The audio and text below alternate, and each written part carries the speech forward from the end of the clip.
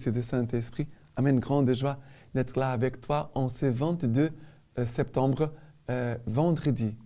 Et chaque vendredi, c'est une journée de silence, de prière, d'intercession, de petits sacrifices, de jeûne pour tous ceux qui sont dans les souffrances, qui sont vraiment dans l'épreuve. Que nous puissions les soutenir avec notre amour, nos prières, nos paroles et aussi nos actes concrets. D'accord? Et aujourd'hui, la première lecture, c'est 1 Timothée, chapitre 6, à partir du verset 2. Voilà ce que tu dois enseigner et recommander.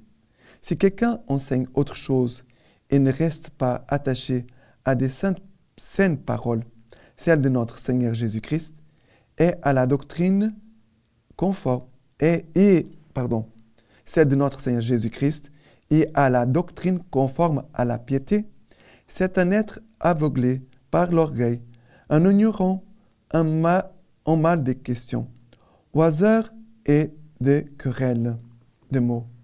De là viennent l'envie, la discorde, les outrages, les soupçons malveillants, les disputes interminables, des gens à l'esprit corrompu, privés de la vérité, aux yeux de qui la piété est une source de profit. Profitable, oui, la piété l'est grandement pour qui se contente de ce qu'il a, car nous n'avons rien apporté dans le monde et de même, nous n'en avons rien à emporter. Nous n'en pouvons rien emporter. Lorsque donc que nous avons nourriture et vêtements, sachons être satisfaits. Quant à ceux qui veulent amasser des richesses, ils tombent dans la tentation, dans le piège, dans une foule de convoitises insensées et funestes, qui plongent les hommes dans la ruine et la perdition.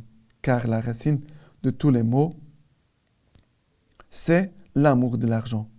Pour s'y être livrés, certains se sont égarés loin de la foi et se sont transpercés l'âme de tourment sans nombre. Pour moi, l'homme de Dieu, pour toi, homme de Dieu, fuis tout cela. Poursuis la justice, la piété, la foi, la charité, la constance, la douceur. Combat les bons combats de la foi. Conquiert la vie éternelle à laquelle tu as été appelé et en vue de laquelle tu as fait ta belle profession de foi en présence de nombreux témoins. Ici, Paul parle au docteur, ça veut dire celui qui a la charge d'enseigner, de communiquer la parole de Dieu. Et Paul voyait qu'il avait des gens qui voulaient avoir de profit. Je suis en train d'annoncer la parole de Dieu, je communique voilà. Je vois parler très bien, je veux que les gens m'admirent. Ils vont même avoir des disputes et il va dire que tu dois enseigner, dit. Il parle à Timothée. Tu dois enseigner et recommander. Voilà ce que tu dois enseigner et recommander. Si quelqu'un enseigne autre chose et ne reste pas attaché aux saintes paroles du Christ, celle de notre Seigneur Jésus-Christ, et à la doctrine conforme à la piété, ça veut dire ce que l'Église nous enseigne, c'est un aveugle, c'est un être aveuglé par l'oreille, un ignorant, en mal de questions, ocieuse et de querelles, des mots. Il y a des gens qui ne sont pas attachés à la parole du Christ, à l'Évangile, ni à l'enseignement de l'Église. Et Paul dit, toi, fais attention, tu dois enseigner et recommander ceci. Et il dit, si la personne n'est pas attachée à la parole du Christ, l'Évangile, et aussi à l'enseignement de l'Église, qu'est-ce que l'Église nous enseigne, que notre pape nous enseigne, c'est que les évêques nous enseignent. Il dit, de là viennent l'envie, la discorde, les outrages, les soupçons malveillants, les disputes interminables des gens à l'esprit corrompu, privés de la vérité, aux yeux de qui la piété est une source de profit. Voilà, les gens qui veulent avoir de l'argent. Ils sont en train de profiter de l'Église des gens pour avoir des choses pour lui, pour eux. Et malheureusement, on trouve beaucoup de personnes comme ça dans l'Église. Des gens qui sont là pour profiter de l'Église, ne sont pas là pour servir l'Église, mais qui sont dans l'Église pour se servir d'l'Église pour leur propre bien. Et après, Paul va dire, profitable est la piété, l'est grandement pour qui se contente de ce qu'il a, se contenter de ce qu'on a. Car nous n'avons rien à porter dans le monde, et de même, nous n'en pouvons rien emporter. Tout ce que tu as, tu vas laisser, c'est sur cette terre. Alors, il dit, tu dois te contenter avec la nourriture et les vêtements. Voilà. Mais à ceux qui veulent amasser des richesses, ils tombent dans la tentation, dans les pièges, dans une foule de convoitises insensées et funestes qui plongent les hommes dans la ruine et la perdition. Voilà. Ceux qui veulent avoir de l'argent, de profit, des choses, ils vont tomber dans l'enfer. La perdition, c'est quoi? C'est l'enfer. Car la racine de tous les maux, c'est l'amour de l'argent. Il va dire, pour s'y être livrés à l'amour de l'amour, certains sont égarés loin de la foi et se sont transpercés l'âme de tourments sans nombre. Sans nombre. Alors il dit, toi, homme de Dieu, fuis tout cela. Si tu es un homme, une femme de Dieu, fuis tout cela. Poursuis la justice, la piété, la foi, la charité, la constance, la douceur. Voilà, cherche ça. Après, il dit, combat les bons combats de la foi, conquiert la vie éternelle. C'est cela. Combattre le bon combat de la foi, conquiert la vie éternelle. Et non pas perdre la foi et non pas perdre la vie éternelle. Ça serait malheureux que tu as commencé dans la foi, tu as commencé à vivre un bon combat et tu finis ta vie sans la foi et d'avoir perdu le combat. D'accord? Très important. Et le psaume d'aujourd'hui, c'est le psaume 49. Le psaume 49, à partir du verset 6. Pourquoi craindre au jour du malheur? La malice me talonne et me cerne. Eux se firent à leur fortune, se prévalant du surcroît de leur richesse. Mais l'homme ne peut acheter son rachat, ni payer à Dieu sa rançon. Il est coûteux le rachat de son âme, et il manquera toujours pour que l'homme survive, et jamais ne voit la fosse. Après le verset 17. Ne crains pas quand l'homme s'enrichit, qu'on s'accroît la gloire de sa maison. À sa mort, il n'en peut rien emporter. Avec lui ne descend pas sa gloire. Son âme qui s'en va, il bénissait, et l'on te loue d'avoir pris soin de toi. Ira rejoindre la lignée de ses pères, qui plus jamais ne verront la lumière. À tout à l'heure, Saint Paul disait, on doit être content d'avoir un vêtement et une nourriture. Ça, c'est la dignité de la vie humaine. Avoir de quoi manger, de quoi s'habiller. Et nous devons vraiment lutter pour que toutes les personnes puissent avoir de quoi manger et s'habiller. Ça, on doit lutter, travailler pour cela, nous tous. Et si nous avons la possibilité d'aider ceux qui n'ont pas, nous pouvons les aider. Mais on ne va pas soutenir les paresseux, parce qu'il y a des gens qui sont très paresseux, qui ne veulent rien faire. Il y a quelques-uns qui travaillent, et il y a d'autres qui veulent profiter des biens des autres. Ça, ce n'est pas correct non plus. Ça, ce n'est pas correct. Mais on doit travailler ensemble, ceux qui ont et ceux qui n'ont pas. On doit travailler ensemble pour que tous puissent avoir de quoi manger et s'habiller. D'accord? Mais ici, il va dire, ne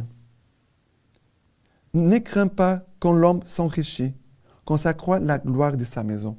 Parce que parfois, il y a des gens qui sont en train de regarder, mais là, il a beaucoup de choses, il a beaucoup de choses. Moi, je n'ai pas, mais pourquoi ça se fait? L'autre a et moi, je n'ai pas. Souvent, je demande aux gens, qui a donné toutes ces richesses à cette personne? C'est Dieu ou le diable? Parce que c'est Dieu qui a donné, la personne va vivre d'une façon sobre, équilibrer sa richesse. Il va avoir aussi pitié des pauvres. Il va aussi partager avec les autres. Avec ceux vraiment qui ont besoin. Mais si la personne garde que la richesse pour ça, que pour soi, certainement, cette richesse ne vient pas de Dieu. Parce que quand la richesse vient de Dieu, la personne reconnaît que c'est un don de Dieu. Il ne va pas s'attacher. Il va aussi partager. Mais celui qui garde que pour soi, peut-être cette richesse ne vient pas de Dieu. Alors, on ne doit pas avoir envie, on ne doit pas être envieux de ce que les autres ont, mais tu dois faire ta partie, travaille, faire ta partie. Et le Seigneur nous aidera. D'accord? Mais aussi que nous puissions nous aider les uns les autres. Les pauvres peuvent aider les secondes richesses, les riches peuvent aussi aider les pauvres. D'une façon honnête, juste devant Dieu. D'accord? Et maintenant, l'évangile d'aujourd'hui, c'est Luc chapitre 8, à partir du verset 1. Il advint ensuite qu'il cheminait à travers villes et villages, prêchant et annonçant la bonne nouvelle du royaume de Dieu. Les 12 étaient avec lui, ainsi que quelques femmes qui avaient été guéries d'esprits mauvais et de maladies. Marie, appelée la Magdeleine, de laquelle étaient sortis 7 démons. Jeanne, femme de Cousa, intendant d'Hérode, Suzanne et plusieurs autres qui les assistaient de leurs biens. Ici, c'est l'entourage féminin de Jésus. Ça veut dire les femmes qui accompagnent Jésus. Il n'y a pas que des hommes, il y a aussi des femmes. Et là, voilà, on travaille ensemble, les hommes et les femmes, dans la sainteté, dans la droiture, d'une façon honnête et digne. Et ici, on voit Jésus qui prêche, annonce la bonne nouvelle. Jésus est en train d'accomplir son travail. Jésus travaille, n'est pas un paresseux. Il prêche, annonçant la bonne nouvelle du royaume de Dieu. Les 12 étaient avec lui, qui aidaient Jésus aussi dans sa mission. Et aussi, on voit des femmes qui avaient été guéries des esprits mauvais, des maladies. Voilà. On voit quelques-unes. Marie, Madeleine, Jeanne, Suzanne et d'autres femmes. Alors, qu'aujourd'hui, les femmes puissent être bénies, que ça vienne bénir les femmes dans notre Église, qui sont au service aussi de l'Église, qui accompagnent Jésus, qui accompagnent ce ministère de Jésus, Jésus qui prêche la bonne nouvelle, Jésus qui est là pour aider les pauvres, les gens qui sont blessés, malades, les gens qui sont tourmentés par les démons.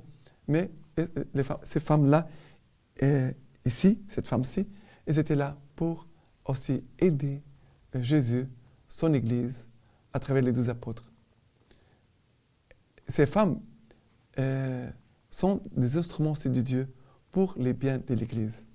On doit prier, remercier le Seigneur pour toutes les femmes qui sont au service de l'Église aujourd'hui. Et aussi demander que de plus en plus d'autres femmes soient au service de l'Évangile et de la mission du Christ à travers son Église. D'accord? Et maintenant, la lecture patristique d'aujourd'hui de Saint Augustin nous dit ceci. La brebis est chétive, c'est-à-dire qu'elle a un cœur faible, capable de céder aux tentations si elle rencontre celles-ci sans méfiance et sans préparation. Les pasteurs négligent. Quand ils croient avoir affaire à celle-ci, ne lui dis pas, mon fils, si tu prétends servir le Seigneur, demeure dans la justice et la crainte, et prépare ton âme à la tentation. Celui qui parle ainsi fortifie celui qui est faible, et l'affermit pour que lorsqu'il croira, il n'espère pas la réussite de ce monde. Le faible est fortifié lorsqu'on lui dit « Attends-toi aux tentations de ce monde, mais le Seigneur te délivrera de toutes, si ton cœur ne s'éloigne pas de lui, car c'est pour fortifier ton cœur qu'il est venu souffrir, qu'il est venu mourir, qu'il est venu se faire cracher au visage, qu'il est venu se faire couronner d'épines, qu'il est venu entendre des insultes, qu'il est venu enfin se faire crucifier. Et il a fait tout cela pour toi. Et toi, rien. Maintenant, je vous laisse la bénédiction du Seigneur par les mains toutes pures, la Vierge Marie. Que Dieu Tout-Puissant vous bénisse et vous garde, le Père, le Fils et le Saint-Esprit. Amen.